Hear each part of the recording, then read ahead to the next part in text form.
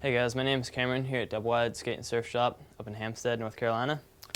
I'm here to tell you about the 3 different types of skateboards we have. You have your old school skateboard, like so. These were primarily ridden back in the 80s and early 90s, and they have a wider tail, and then they scoop in right here before the tail, and they come around and they have a really sawed-off nose that points. They also have a lot of concave right here. Concave is where the board bends down in the middle.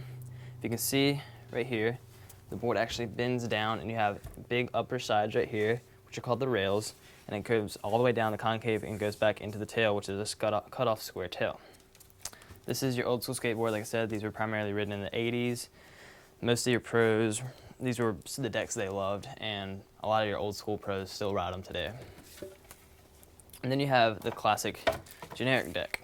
The generic deck is pretty much just a regular skateboard, almost oval in shape, flat-sided rails, concave throughout the entire middle, and then you got the rounded off nose and rounded off tail.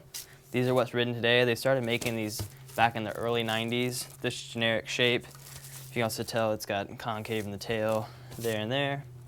And these are what almost everyone rides today. You can get them any different side range from 7.3 inches all the way up to 9 inches wide. Your average deck size though, probably anywhere from a 7 3/4 to 8 inch. And let's see, most people just keep these simple decks, nothing too extreme about them. It's just what everybody has come to recognize as a real skateboard today. And then you have your modern day cruisers. This is called a Zip Zinger. This is a cruiser deck. They just started making these. They're not really decks for doing tricks on or anything like that. Basically, if you just want a deck to cruise around, have fun on, it's a really fun deck to ride. If you can see, it's a little bit skinnier than most skateboards are. Most of them range about 7 inches wide.